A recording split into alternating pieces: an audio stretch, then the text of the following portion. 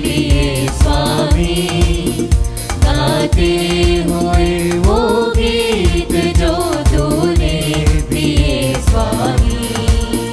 तेरे द्वार से हमको कुछ प्रेम तो मिले, वंदन अर्चन पूजन कर मिलके। तेरे प्यार से भगवन वो भावना खिले, जीवन अपना सुख से भरे मिलके। आते हैं हम तेरे द्वार पे भक्ति दिए स्वामी, गाते हुए वो गीत जो तूने दिए स्वामी।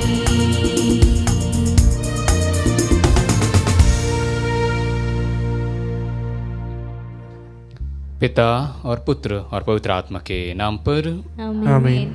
हमारे प्रभु यीशु ख्रिस्त की कृपा, ईश्वर का प्रेम तथा पवित्र आत्मा का साहचर्य आप सबों को प्राप्त हो और आपकी आत्मा के साथ। ख्रिस्त में प्रिय भाई और बहनों, आज जब हम प्रभु की इस वेदी के पास आए हैं, अपने सभी ज़रूरतों, प्रार्थनाओं को, अर्जियों को इस वेदी पर प्रभु के सामने चढ़ाएं। अपने जीवन को हम प्रभु के हाथों में समर्पित करते हुए कहें, प्रभु जी धन्यवाद आज की सुंदर दिन के लिए। आज के इस दिन को मैं आपके पवित्र हाथों में समर्पित करता हूं। मेरे हर एक कार्यों को मैं आपके हाथों में समर्पित करता हूं। मुझे आपकी कृपा और आशीष की जरूरत है। मैं आपकी वेदी के पास आया हूं ताकि मैं आपकी कृपा और आशीष पाकर के यह जीवन आपको समर्पित कर सकूं, आपके इच्छा के अनुसार जी सकूं। इस स्तोत्र ग्रंथ अध्याय 32 पद संख्या 1 और 2 में प्रभु का वचन कहता है, धन्य है वह जिसका अपराध क्षमा हुआ है, जिसका पाप मिट गया है। धन्य है वह जिसे ईश्वर दोषी नहीं मानता, जिसका मन निष्कपट है। आइए हम भी प्रभु के सामने आए हैं, अपने आप को प्रभु के हाथों में समर्पित करते हुए प्रार्थना करें, प्रभु मुझे शुद्ध और पवित्र कर, ताकि मैं आपकी दृष्टि में निर्दोष आचरण कर सकूं।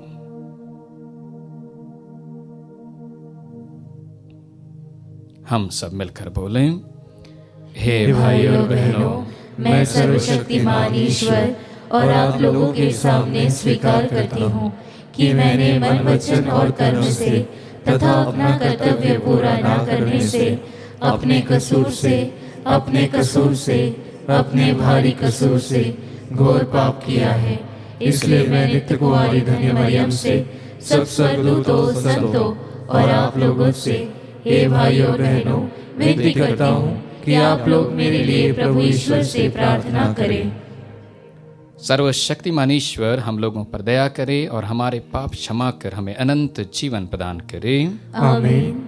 हे प्रभु दया कर, हे प्रभु दया कर, हे क्रिस्त दया कर, हे क्रिस्त दया कर, हे प्रभु दया कर। हे प्रभु दया कर। हम प्रार्थना करें।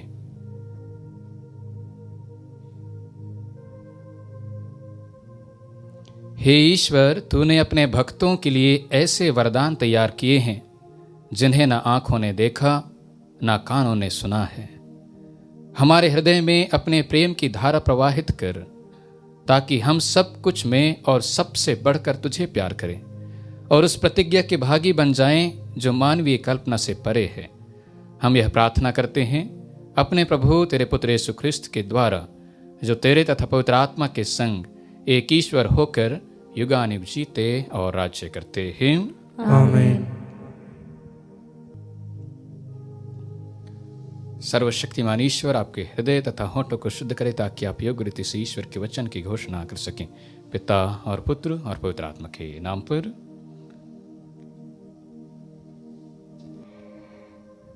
पहला पाठ न्यायकर्ताओं का ग्रंथ अध्याय 6 पद संख्या 11 से 24।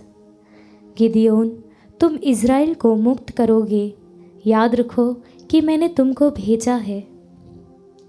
प्रभु का दूत आया और ओफ्रा के बालूत वृक्ष के नीचे बैठ गया। वह वृक्ष अबीएजर वंशी योआज का था।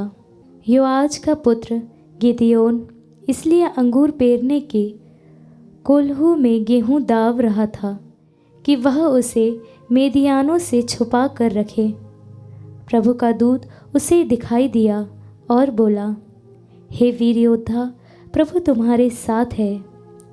गिदयोन ने उत्तर दिया, क्षमा करें महोदय, यदि प्रभु हमारे साथ है तो यह सब हम पर क्यों बीती? वे सब चमत्कार कहाँ गए जिनका वर्णन हमारे पूर्वज यह कहते हुए करते थे, प्रभु हमें मिस्र से निकाल लाया।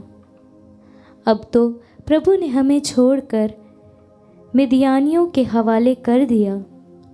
प्रभु ने उसे संबोधित करते हुए कहा, तुम मिदियानियों से युद्ध करने आओ। तुम अपनी शक्ति के बल पर इज़राइल को उनके हाथ से बचा सकते हो। मैं ही तुमको भेज रहा हूँ। गिदयोन ने उत्तर दिया, क्षमा करें महोदय, मैं इज़राइल को कैसे बचा सकता हूँ? मेरा कुल मनस्से में सबसे दरिद्र है और मैं अपने पिता के घराने में सबसे छोटा हूँ। किंतु प्रभु ने कहा, मैं तुम्हारे साथ रहूँगा। तुम मिदियानियों को परास्त करोगे, मानो वह एक ही आदमी हो। गिदयोन ने निवेदन किया, यदि मुझ पर आपकी कृपा दृष्टि हो तो मुझे एक ऐसा चिन्ह दीजिए जिससे मैं जान सकूं कि आप ही मुझसे बोल रहे हैं। आप कृपया यहाँ से तब तक ना जाएं जब तक मैं आपके पास ना लौट आऊँ। मैं अपना चढ़ावा लेकर आऊँगा और आपके सामने रखूँगा। उसने उत्तर दिया, मैं तुम्हारे लौटने तक यहाँ रहूँगा। गिदयोन ने जाकर बकरी का एक बच्चा पकाया और एक एफा मैदे की बेखमीर रोटी बनाई। उसने एक टोकरी में मांस रखा और एक पात्र में शोरबा उड़ेला। फिर उसने इन्हें ले जाकर बालूत के नीचे स्वर्गदूत के सामने रख दिया। प्रभु के दूत ने उससे कहा, मांस और रोटियां वह चट्टान पर रखो और उन पर शोरबा उड़ेल दो। उसने यही किया। तब प्रभु के दूत ने अपने हाथ का डंडा बढ़ाकर उसके सिर के मांस और बेखमीर रोटियों को स्पर्श किया। इस पर चट्टान में से आग निकली जिसने मांस और बेखमीर रोटियों को भस्म कर दिया, और प्रभु का दूत गिदयोन की आंखों से ओझल हो गया। तब गिदयोन समझ गया कि वह प्रभु का दूत था और उसने कहा, हाय हे प्रभु ईश्वर, मैंने प्रभु के दूत को आमने सामने देखा है। किंतु प्रभु ने उसे आश्वासन दिया, तुम्हें शांति मिले, मत डरो, तुम नहीं मरोगे। गिदयोन ने वहाँ प्रभु के लिए एक वेदी बनाई और उसका नाम प्रभु शांति रखा। प्रभु की वाणी। ईश्वर को धन्यवाद। भजन अनुवाक्य। प्रभु अपनी प्रजा को शांति का संदेश देता है। प्रभु अपनी प्रजा को शांति का संदेश देता है। प्रभु ईश्वर जो कुछ कहता है मैं उसे ध्यान से सुनूंगा। वह अपनी प्रजा को, अपने भक्तों को तथा पश्चातापी को शांति का संदेश सुनाता है। अनुवाक्य। प्रभु अपनी प्रजा को शांति का संदेश देता है। दया और सच्चाई, न्याय और शांति ये एक दूसरे से मिल जाएगी। सच्चाई पृथ्वी पर पनपने लगेगी और न्याय स्वर्ग से हम पर दया दृष्टि करेगा। अनुवाक्य। प्रभु अपनी प्रजा को शांति का संदेश देता है। प्रभु हमें सुख शांति प्रदान करेगा और पृथ्वी फल उत्पन्न करेगी। न्याय उसके आगे आगे चलेगा और शांति उसके पीछे पीछे आती रहेगी। अनुवाक्य। प्रभु अपनी प्रजा को शांति का संदेश देता है। जय घोष। हालेलुया। यीशु मसीह धनी थे किंतु आप लोगों के कारण निर्धन बने, जिससे आप लोग उनकी निर्धनता द्वारा दीन बन जाएं। हालेलुया।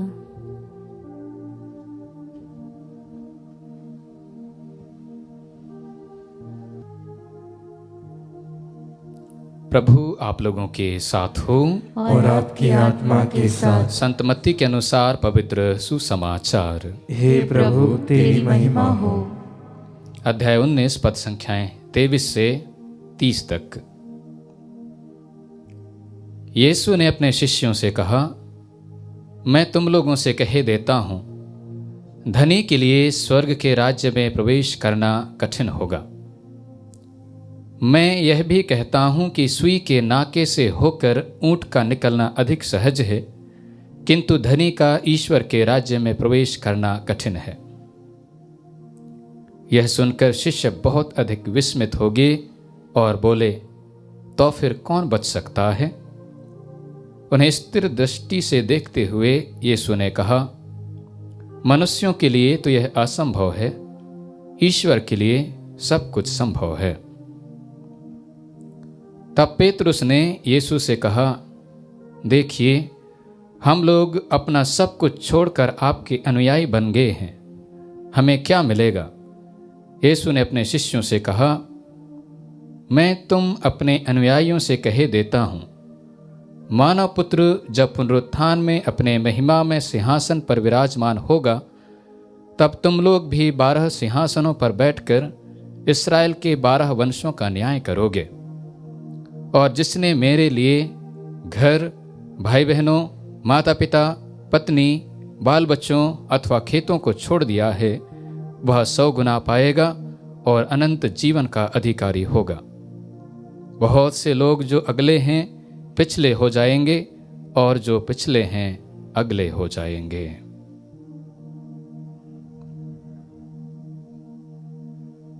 प्रभु का सुसमाचार। हे क्रिस्त तेरी स्तुति हो। क्रिस्त में प्रिय भाई और बहनों, आइए हम आज के पाठों पर मनन चिंतन करें। सबसे पहले आज का जो पहला पाठ हमारे सामने पढ़कर सुनाया गया है, वह न्यायकर्ताओं के ग्रंथ से लिया गया है और सुसमाचार संत मत्ती के सुसमाचार से। मैं 3 मुख्य बातों को आपके सामने रखना चाहता हूं। सबसे पहले, ईश्वर के लिए कुछ भी असंभव नहीं है। दूसरा, जब हम अपनी कमजोरियों को ईश्वर को समर्पित करते हैं तो वो हमारी कमजोरियों को अपनी ताकत में परिणित कर देते हैं। और तीसरा, जो ईश्वर के लिए अपना जीवन समर्पित किया है, उसे अंत में निराश नहीं होना पड़ेगा। सबसे पहले, ईश्वर के लिए कुछ भी असंभव नहीं है। जब मरियम के पास गाब्रिएल दूत भेजा गया था और गाब्रिएल दूत ने मरियम को ईश्वर का संदेश सुनाया कि आप गर्भवती होंगी, पुत्र प्रसव करेंगी और उसका नाम ईसा रखेंगी। और फिर मरियम, स्वाभाविक है, गाब्रिएल दूत के इस संदेश पर अपना राय भी रखती है। यह कैसे हो सकता है? यह कैसे हो सकता है? और इस पर गाब्रिएल दूत का संदेश आता है, पवित्र आत्मा की शक्ति की छाया आप पर पड़ेगी, इसलिए जो आपसे जन्मेंगे वे पवित्र होंगे और ईश्वर के पुत्र कहलाएंगे। और लूकस के सुसमाचार अध्याय 1 पद संख्या 37 में लिखा है, ईश्वर के लिए सब कुछ संभव है। ईश्वर के लिए सब कुछ संभव है। आज के सुसमाचार में भी इसी प्रकार की बात हम सुनते हैं, जहां पर प्रभु यीशु कहते हैं, मनुष्यों के लिए तो यह असंभव है, परंतु ईश्वर के लिए सब कुछ संभव है।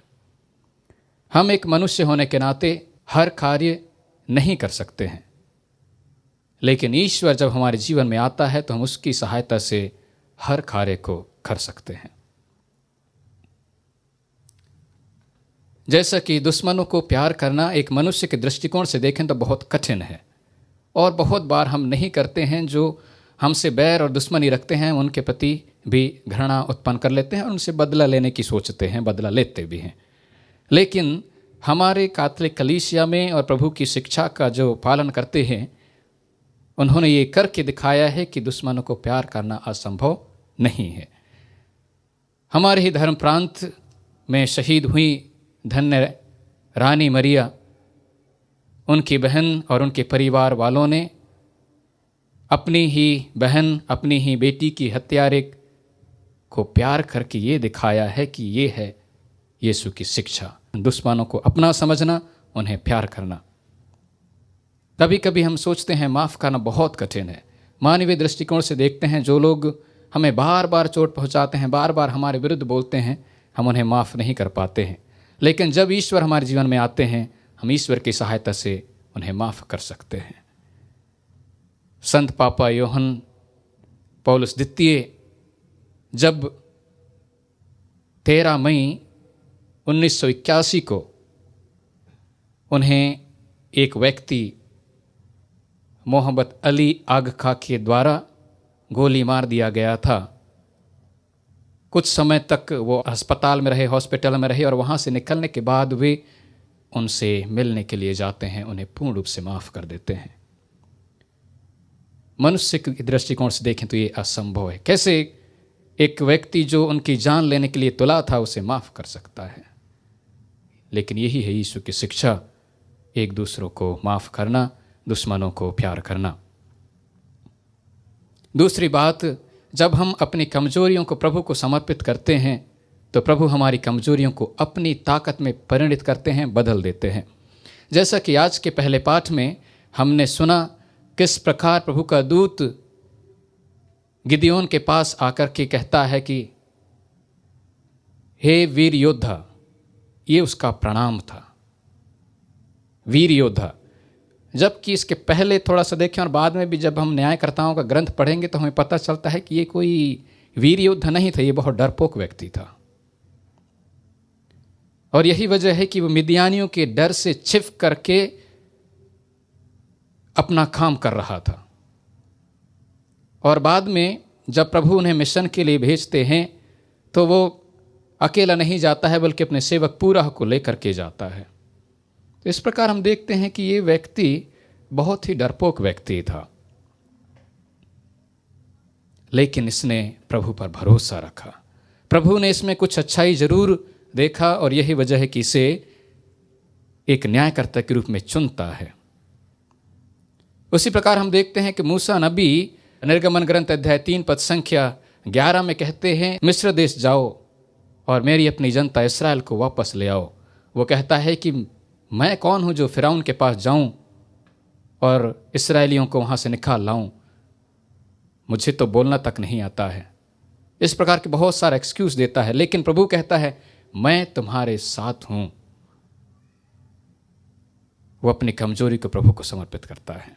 उसी प्रकार नबी यिर्मयाह को भी हम देखते हैं, वो अध्याय 1 पद संख्या 6 में, अर्थात यिर्मयाह का ग्रंथ अध्याय 6 पद संख्या 6 में कहते हैं कि प्रभु मुझे तो बोलना भी नहीं आता है, मैं बच्चा हूँ, कैसे आपका नबी बन सकता हूँ? लेकिन प्रभु उसे भी कहते हैं डोंट वरी, मैं आपके साथ हूँ। उसी प्रकार हम देखते हैं नबी यशायाह को, जिसने कहा मैं तो अशुद्ध होठ वाला मनुष्य हूँ, मैं कैसे आपके वचनों को लोगों को सुना सकता हूँ? लेकिन प्रभु अपने दूत को भेज करके उसके होठों का स्पर्श करते हैं और उसे शुद्ध करते हैं। इस प्रकार जब हम अपने कमजोरियों को प्रभु के हाथों में समर्पित करते हैं तो प्रभु हमारी कमजोरियों को नहीं, हमारी ताकत को देखता है। जिस प्रकार प्रभु गिदयोन के कमजोरी को नहीं बल्कि गिदयोन के ताकत को देखा और इसीलिए उसे वीर योद्धा कह करके पुकारा। तीसरा बिंदु हमारे मनन चिंतन के लिए है, जो व्यक्ति प्रभु के लिए अपना जीवन समर्पित किया है उसे अंत में निराश नहीं होना पड़ेगा। आज प्रभु के शिष्य पूछते हैं प्रभु यीशु से हमें क्या मिलेगा? देखिए हमने सब कुछ, अपना घर, बाल बच्चे, पत्नी, सब कुछ को छोड़ करके आपके पीछे हो लिए, हमें क्या मिलेगा? जब कभी हम भी कोई नौकरी की तलाश में रहते हैं, कोई व्यवसाय की तलाश में रहते हैं, हम सबसे पहले ये पूछते हैं हमें कितना मिलेगा, हमें कितना लाभ होगा, हमें क्या मिलेगा। अगर कुछ मिलने की गुंजाइश नहीं है तो हम वो नौकरी, वो व्यवसाय, वो कार्य को नहीं करेंगे। यहाँ पर तो प्रभु के शिष्य सब कुछ छोड़ करके प्रभु के अनुयायी बन गए थे, प्रभु के शिष्य बन गए थे, स्वाभाविक है पूछना हमें क्या मिलेगा। इस पर प्रभु यीशु कहते हैं, मैं तुमसे जो मेरे कारण अपने घर द्वार बाल बच्चे पत्नी सब कुछ को छोड़ दिए हैं, विश्वास दिलाना चाहता हूँ तुम्हें 100 गुना पुरस्कार प्राप्त होगा, 100 गुना मिलेगा और तुम अनंत जीवन के अधिकारी होगे। और इसी बात को संत पौलुस कुरिन्थियों के नाम अपने पहले पत्र अध्याय 2 पद संख्या 9 में कहते हैं, ईश्वर ने अपने भक्तों के लिए जो तैयार किया है उसको किसी ने कभी देखा नहीं, किसी ने सुना नहीं और ना कोई उसकी कल्पना ही कर पाया। ये ईश्वर उन सब के लिए पुरस्कार के रूप में तैयार रखा है जो उसके अनुयायी हैं, उसके शिष्य हैं, प्रभु के लिए अपना जीवन समर्पित किए हैं, प्रभु के लिए सब कुछ छोड़ दिए हैं। इसलिए हमें विशेष करके जो प्रभु के लिए समर्पित जीवन जी रहे हैं, कभी ये नहीं सोचना चाहिए कि मुझे क्या मिलेगा। कैथोलिक कलीसिया में बहुत ही समर्पित पुरोहित और धर्म बहने हैं। हम बहुत मेहनत करते हैं, ईमानदारी और सच्चाई के साथ अपना जीवन जीते हैं, लेकिन कभी कभी दुख तकलीफ और परेशानियां आने पर हम उदास हो जाते हैं। कभी जब बहुत मेहनत करने के बाद कुछ अच्छा काम करते हैं, कोई अप्रिशिएट नहीं करता है, तो हम सोचते हैं कि क्या मतलब, मैंने इतना किया। लेकिन अगर आप हम सब प्रभु के लिए किए हैं तो हमें निराशा हाथ नहीं लगेगी, प्रभु हमें पुरस्कार प्रदान करेगा।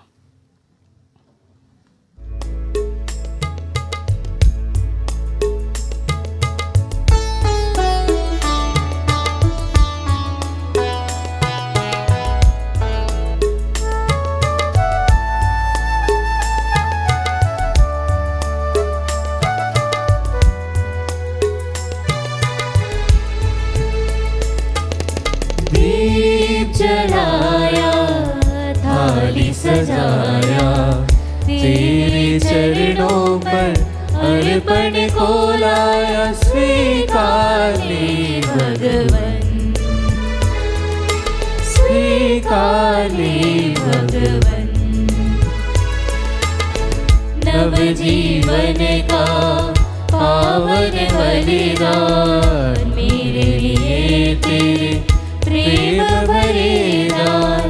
नव जीवन का पावन बलिदान, मेरे लिए तेरे प्रेम भरे दान।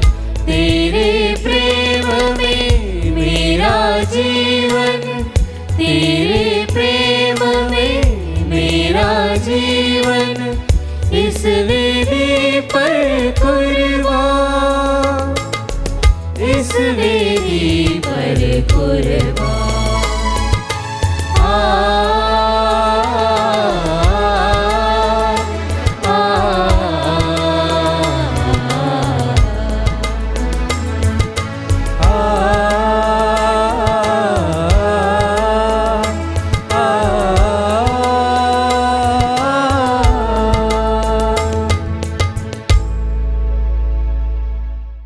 प्रिय भाई और बहनों, प्रार्थना कीजिए कि सर्वशक्तिमान पिता ईश्वर मेरा और आप लोगों का यह बलिदान स्वीकार करें। प्रभु अपने नाम की स्तुति तथा महिमा के लिए और हमारे तथा अपने समस्त पवित्र कलीसिया के लाभ के लिए आपके हाथों से यह बलिदान स्वीकार करें। हे प्रभु, हमारी भेंट ग्रहण कर, इसके द्वारा तेरे तथा हमारे बीच गौरवपूर्ण आदान प्रदान होता है। तुझसे प्राप्त दानों को तुझे ही चढ़ाकर हम तेरे सत्व के भागी बन जाए, हमारे प्रभु ख्रिस्त के द्वारा। आमीन। प्रभु आप लोगों के साथ हो और आपकी आत्मा के साथ। प्रभु में मन लगाइए, हम प्रभु में मन लगाए हुए हैं। हम अपने प्रभु ईश्वर को धन्यवाद दें। यह उचित और न्याय संगत है। हे प्रभु पवित्र पिता, सर्वशक्तिमान शाश्वत ईश्वर, यह वास्तव में उचित और न्याय संगत है। हमारा कर्तव्य तथा कल्याण है कि हम सदा और सर्वत्र अपने प्रभु ख्रिस्त के द्वारा तुझे धन्यवाद दें। हे पिता, इन्होंने मानव जन्म लेकर पतित मानव का नव निर्माण किया और अपने दुखभोग द्वारा हमारे पाप मिटा दिए। अपने पुनरुत्थान द्वारा हमें अनंत जीवन में प्रवेश करने की कृपा दी और अपने स्वर्गारोहण द्वारा हमारे लिए स्वर्ग के द्वार खोल दिए। इसीलिए स्वर्गदूतों और संतों की संगति में हम अनंत काल तक तेरी प्रशंसा के गीत गाते हैं।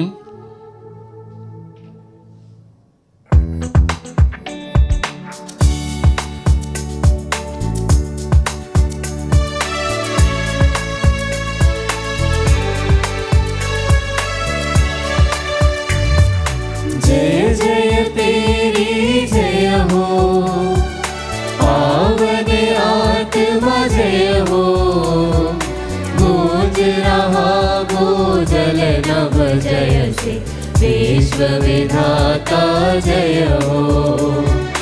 गोचर हो या गोचर, नभ में हो भूतल पर, जग का गुआ तो परमेश्वर अखिलेश्वर की जय हो। तू है दया का सागर, है प्रेम शांति करुणा कर, ईश पिता पावन आत्मा तीनों की जय जय जय हो।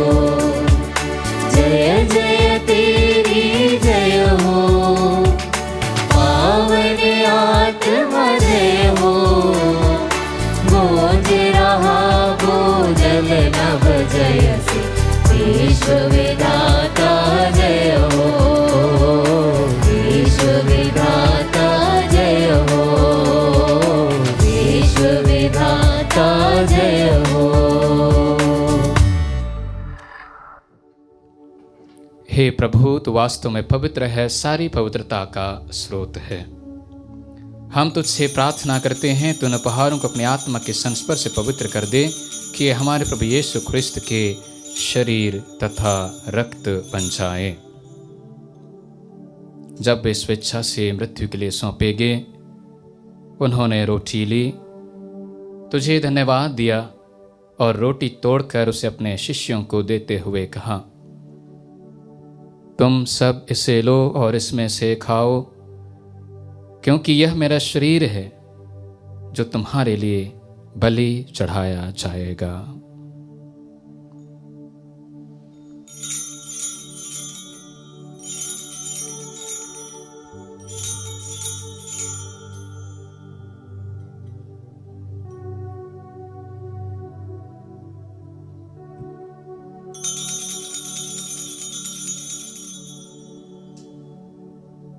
इसी भांति भोजन के बाद उन्होंने कटोरा लिया, तुझे धन्यवाद दिया और उसे अपने शिष्यों को देते हुए कहा, तुम सब इसे लो और इसमें से पियो, क्योंकि यह मेरे रक्त का कटोरा है, नवीन और अनंत व्यवस्थान का रक्त, जो तुम्हारे और बहुतों के पापों की क्षमा के लिए बहाया जाएगा। तुम मेरी स्मृति में यह करो।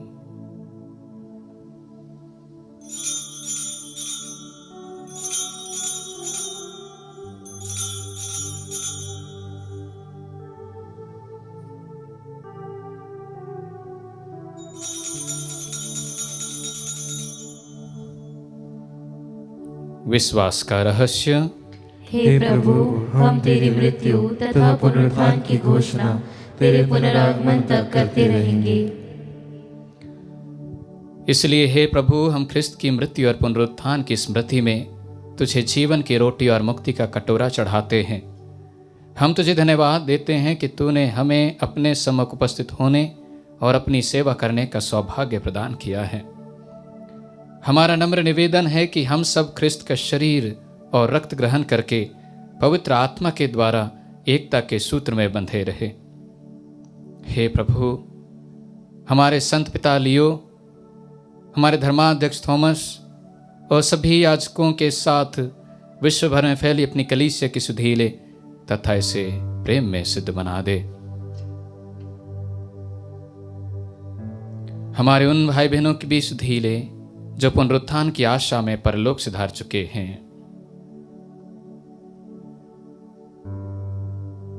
उन्हें और सभी मृतकों को अपने दर्शन का सौभाग्य प्रदान कर हम सब पर दया दृष्टि डाल कि हम भी अनंत जीवन के सहभागी बने और ईश्वर की माता धन्य कुमारी मरियम, उनके वर धन्य यूसुफ, धन्य प्रेरितों तथा सब संतों के साथ जो युग युग में तेरे प्रति विश्वस्त बने रहे, तेरी स्तुति और महिमा कर सकें तेरे पुत्र यीशु क्रिस्त के द्वारा।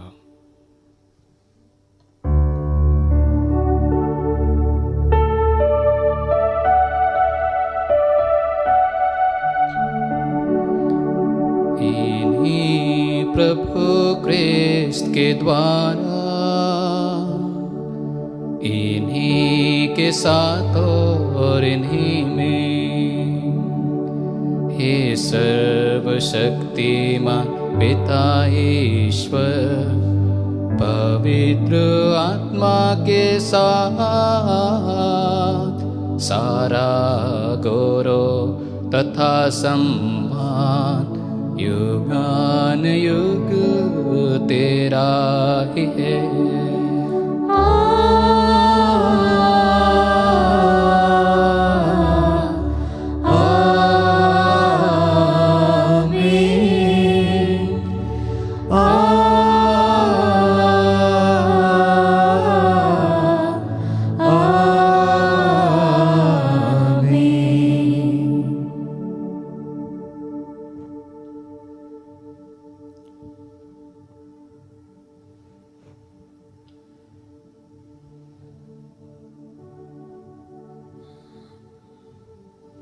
हम सब मिलकर पिता ईश्वर से प्रार्थना करें जैसे प्रभु यीशु ने हमें सिखाया है। हे हमारे पिता जो स्वर्ग में है, तेरा नाम पवित्र माना जाए, तेरा राज्य आए, तेरी इच्छा जैसे स्वर्ग में वैसे पृथ्वी पर भी पूरी हो। हमारा प्रतिदिन का आहार आज हमें दे, और हमारे अपराध हमें क्षमा कर जैसे हम भी अपने अपराधियों को क्षमा करते हैं, और हमें परीक्षा में न डाल परंतु बुराई से बचा। हे प्रभु, हम तुझसे प्रार्थना करते हैं सभी बुराइयों से हमें बचा, और इस जीवन में हमें कृपा पूर्वक शांति प्रदान कर। हम तेरी दया से सदा पाप से दूर और हर विपत्ति से सुरक्षित रहें, और उस दिन की प्रतीक्षा करते रहे जब हमारे मुक्तिदाता यीशु ख्रिस्त फिर आकर हमारी धन्य आशा पूरी करेंगे। क्योंकि तेरा राज्य, तेरा सामर्थ्य और तेरी महिमा अनंत काल तक बनी रहती है। हे प्रभु यीशु ख्रिस्त, तूने अपने प्रेरितों से कहा है, मैं तुम्हारे लिए शांति छोड़ जाता हूँ, अपनी शांति तुम्हें प्रदान करता हूँ। तो हमारे पापों पर नहीं, अपनी कलीसिया के विश्वास पर दृष्टि डाल और कृपा पूर्वक उसे शांति तथा एकता प्रदान कर। तो युगानुयुग जीता और राज्य करता है। आमीन। प्रभु की शांति सदा आप लोगों के साथ हो और आपकी आत्मा के साथ। परस्पर शांति अभिवादन कीजिए।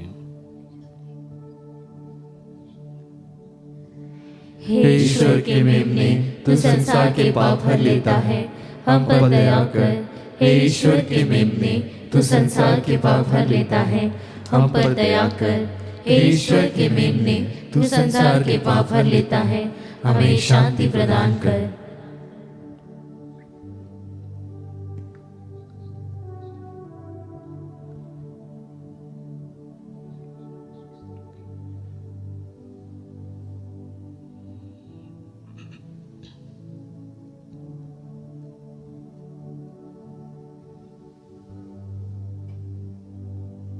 देखिए ईश्वर का मेमना, इन्हें देखिए जो संसार के पाप हर लेते हैं।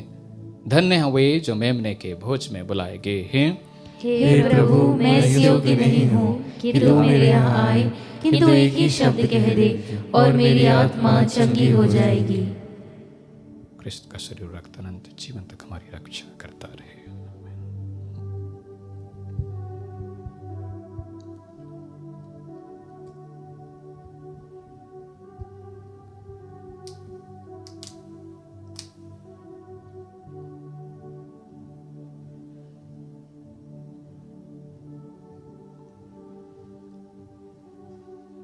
हे मेरे प्रभु यीशु, मैं सारे हृदय से विश्वास करती हूँ कि आप पवित्र यूकरिस्तीय संस्कार में उपस्थित हैं। हे प्रभु, मैं सभी चीज़ों से बढ़कर आपको प्रेम करती हूँ, और मेरी यही अभिलाषा है कि आप मेरी आत्मा में आकर बस जाएं, क्योंकि हे प्रभु, मैं आपको आज ग्रहण करने में असमर्थ हूँ। हे प्रभु, आध्यात्मिक रूप से आकर मेरे हृदय में समा जाइए। हे यीशु, मैं आज आप में एक होना चाहती हूँ और आप में समा जाना चाहती हूँ। हे प्रभु, यह कभी ना होने पाए कि मैं आपसे कभी अलग हो जाऊं। आमीन। प्रभु दया सागर है, वह अपार मुक्ति का स्रोत है। हम प्रार्थना करें। हे प्रभु, इस संस्कार के द्वारा तू हमें ख्रिस्त का सहभागी बनाया है। इस पृथ्वी पर हम उन्हीं की सदृश बन जाएं और स्वर्ग में उनके साथ उत्तराधिकार प्राप्त करें। हमारे दीन याचना सुन ले, उन्हें हमारे प्रभु ख्रिस्त के द्वारा। आमीन। प्रभु आप लोगों के साथ हो और आपकी आत्मा के साथ। सर्वशक्तिमान ईश्वर पिता और पुत्र और पवित्र आत्मा आप सबों को आशीर्वाद प्रदान करें। आमीन। हम सब विदा लें, प्रभु के प्रेम में जीवन बिताएं। ईश्वर को धन्यवाद।